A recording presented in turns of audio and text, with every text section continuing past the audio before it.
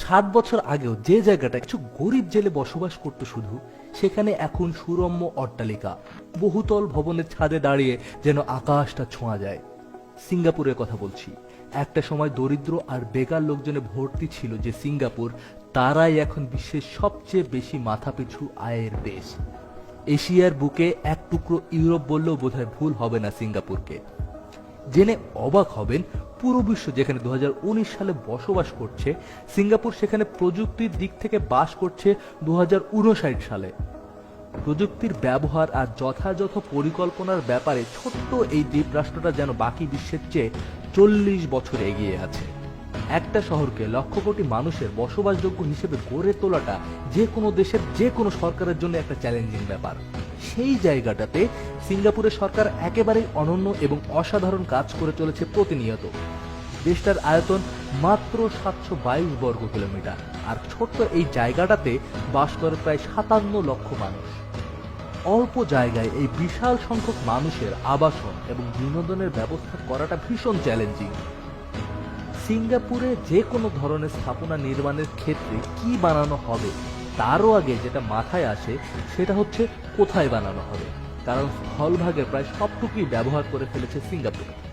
নতুন একটা ভবন যে বানানো হবে সেটারও জায়গা নেই বললেই চলে। তাহলে উপায় বের করেছে সিঙ্গাপুর সরকারের দায়িত্বপ্রাপ্ত কর্মকর্তা এবং বিজ্ঞানী ও প্রকৌশলীরা মিলে। এই প্রকল্পের নাম তারা দিয়েছে ভূমি পুনরুদ্ধারকরণ। এত কঠিন শব্দে না গিয়ে বুঝিয়ে বলি, এটার মানে আসলে যেখানে এখন মাটি নেই সেখান থেকে জমি তৈরি করা। ভাবছেন কিভাবে এটা সম্ভব? সিঙ্গাপুরের চারপাশেই সাগর দিয়ে ঘেরা।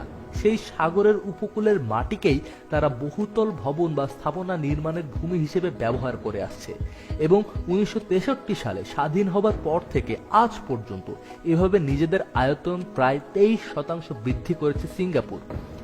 দেশটার সবচেয়ে উল্লেখযোগ্য স্থাপনা মেরিনা বে এই প্রযুক্তিতেই নির্মিত হয়েছে। সিঙ্গাপুরে যেহেতু জায়গার অভাবটা প্রকট, তারা 1 ইঞ্চি মাটিও অপচয় করেনি কোথাও। সাবওয়ে থেকে শুরু করে হাইওয়ে, মেট্রো কিংবা টেলিকমিউনিকেশন সুপার হাইওয়ে, এগুলোর বেশিরভাগই তারা নিয়ে গেছে মাটির নিচে। রাস্তাঘাট মাটির উপরে যেটুকু আছে, নিচে আছে তার দ্বিগুণ। এগুলোর নাম দিয়েছে আন্ডারগ্রাউন্ড হাইওয়ে। এমনকি সিঙ্গাপুরের অনেক ভবনের অনেক নিচে পর্যন্ত কমার্শিয়াল স্পেস থাকে, যাতে জায়গার সর্বোচ্চ ব্যবহার করা যায়। সিঙ্গাপুরে যে পরিমাণ মানুষের বসবাস, তাতে করে এসব আন্ডারগ্রাউন্ড হাইওয়ে কিংবা মাটির নিচে সাবওয়ে বানানোর দরকার ছিল না। কিন্তু তাদের সরকার চিন্তা করেছে আজ থেকে 50 বছর পরে জনসংখ্যা বাড়বে, সেই বাড়তি জনসংখ্যার চাপ সামলাতে যাতে সমস্যা না হয় সে কারণে 50 বছর আগে থেকেই ব্যবস্থা নিচ্ছে তারা। আচ্ছা, মাটির উপরে আর নিচে সব জায়গায়ও যদি মানুষে ভর্তি হয়ে যায় তখন কি হবে? সিঙ্গাপুরের বিজ্ঞানী এবং প্রকৌশলীরা সেটাও ভাবছেন এখনই, এবং সেই ভাবনা থেকেই তারা ড্রোন টেকনোলজি নিয়ে কাজ করছেন। না, এই ড্রোন ফটোগ্রাফিতে ব্যবহার করা হবে না। এই ড্রোনে করে মানুষ ভেসে বেড়াবে শূন্যে, অফিস করবে, এমনকি রাতে ঘুমাবেও এখানে। ড্রোনের মাধ্যমে যাতে শহরের এক প্রান্ত থেকে অন্য প্রান্তে কার্গো পাঠানো যায়, চলছে সেই চেষ্টাও। এয়ার স্পেস টেকনোলজিকে সেই জায়গায় নিয়ে যাওয়ার চেষ্টা করছেন সিঙ্গাপুরের বিজ্ঞানীরা। সিঙ্গাপুরের জন্য আরেকটা বড় চ্যালেঞ্জ হচ্ছে খাদ্যে স্বয়ংসম্পূর্ণতা অর্জন করা। মানুষের মৌলিক চাহিদায় খাবারের অবস্থান সবার আগে, কিন্তু সিঙ্গাপুরে তো 57 লক্ষ মানুষের খাদ্য যোগান দেওয়ার মতো কৃষি জমি নেই। এখন সিঙ্গাপুরে মোট খাবারের শতকরা 93% বাইরে থেকে আমদানি করা হয়, কিন্তু নিজেদের খাবারের ব্যবস্থা যাতে দেশের ভেতর থেকেই করা যায় সেটা নিয়েও কাজ করছেন সিঙ্গাপুর। কমার্শিয়াল ভার্টিক্যাল ফার্ম নামে একটা প্রজেক্ট শুরু করেছে তারা। বদ্ধ স্থানে স্বল্প জায়গায় সর্বোচ্চ পরিমাণে ফসল উৎপাদনের প্রযুক্তি নিয়ে কাজ করছেন গবেষকরা। একটা 20 ফুট বাই 20 ফুট ঘরের ভেতরেই তাকে তাকে রাখা হবে খাদ্যশস্য, গম, ভুট্টা, আলু থেকে শুরু করে স্ট্রবেরি, আপেল বা এরকম নানা ফল গাছও। লাগবে না সূর্যের আলো, এমনকি দরকার হবে না মাটিরও। বিশেষভাবে তাপ দিয়ে অল্প সময়ে এসব ফসল ফলানো সম্ভব, তবে এটা এখনো পরীক্ষামূলক পর্যায়ে আছে। আর একটা জিনিস সিঙ্গাপুর করেছে সেটা হচ্ছে দেশকে দূষণ মুক্ত রাখা। ছোট্ট একটা উদাহরণ দেওয়া যায়, পেট্রোল বা ডিজেল চালিত গাড়ি সে দেশে চলে না অনেক বছর ধরে।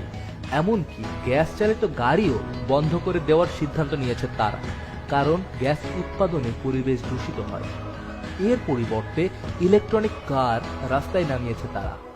ফুল চার্জে একটা ইলেকট্রনিক কার ঘন্টায় 200 কিলোমিটার বেগে ছুটতে পারে। মাত্র 15 মিনিট চার্জ দিলেই 1 ঘন্টা রাস্তায় চলতে পারে এই গাড়ি। ভবিষ্যতে সিঙ্গাপুরের গায়ে যাতে দূষণের দাগ বিন্দু মাত্র না লাগে সে ব্যাপারে তারা দারুণ সচেতন। গরিব এবং আকারে ছোট বলে যে দেশটাকে একসময় প্রতিবেশীরা অবজ্ঞা করত, সেই সিঙ্গাপুর এখন এশিয়ার দেশগুলোর জন্য রোল মডেল। বেকার মানুষে যে সিঙ্গাপুর ভর্তি ছিল তাদের মাথাপিছু আয় আজ বছরে প্রায় $1,00,000। আর এসব কিছুর মূলে আছে সে দেশের মানুষের হাড় ভাঙা পরিশ্রম আর সরকারের নেওয়া দারুণ কিছু উদ্যোগ। এভাবেই তো পুরো বিশ্বের চেয়ে 4 দশক এগিয়ে গেছে তারা। তো বন্ধুরা, আমাদের আজকের আয়োজন এ পর্যন্ত। লাইক, কমেন্টস এবং সাবস্ক্রাইব করে আমাদের সাথেই থাকুন। ধন্যবাদ।